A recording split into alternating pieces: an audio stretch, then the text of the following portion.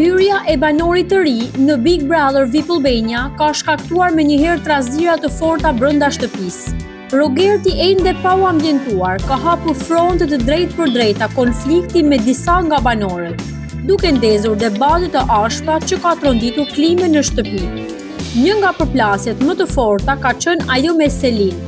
Në një bisedë që ka kaluar çdo kufi etik, Rogerti i është drejtuar asaj me tone kërcënuese dhe personale, duke përfshirë familjen e saj në diskutim.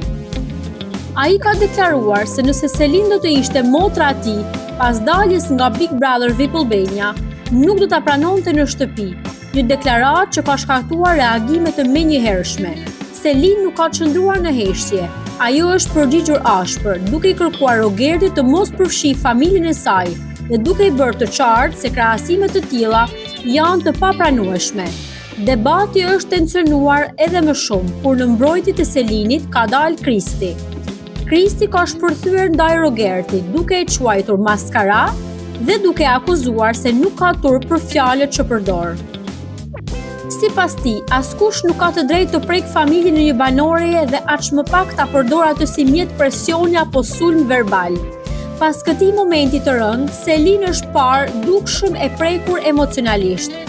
Ajo ka qartë për disa minuta me radhë, duke e diskutuar situatën me banorët e tjerë si Miri, Juela dhe Greta. Gjendja e saj ka prekur edhe publikun, i cili në rrjetet sociale ka reaguar fuqishëm ndaj sjelljes së Rogertit. Ky episod ka hapur një debat të gjerë. A duhet të tolerohen sulmet personale dhe përfshirja e familjes në lojë?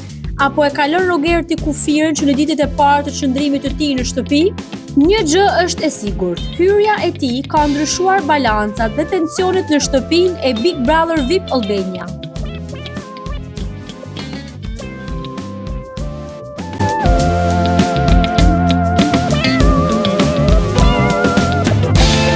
E ftuar në një podcast, Efi është pyetur drejt për drejt nëse ka rënë ndonjëherë në dashuri. Pa hezitim, ajo u përgjigj po, duke zbuluar se dashurinë më të fortë e ka përjetuar në moshën 26 vjeçare. Tani, në moshën 26 vjeçare, isha dashuruar edhe më herët, por nuk mendoj se dashuritë krahasohen. Janë të ndryshme. Nuk mund të ndjesh të njëjtin emocion kur je i vogël dhe kur rritesh, sepse gjërat ndryshojnë. U shpreh Efi.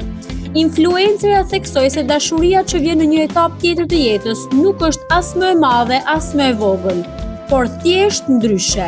Unë mendoj se dashuria që do më vi tani nuk është se do të them është më e madhe apo më e vogël. Do të jetë thjesht ndryshe, tha ajo. Sipas Efit, dashuria më e madhe mbetet ajo e fundit, pasi është më e afërta dhe më e freskëta në kujtesë. Por mua dashuria ime më e madhe ngelet dashuria ime e fundit, sepse atë e kam më të afërt, e ndjej më shumë. Ishim bashkë për 3 vite, tregoi Efi, duke zbuluar se kjo marrëdhënie tashmë ka përfunduar, pa dhënë detaje mbi arsyet e ndarjes.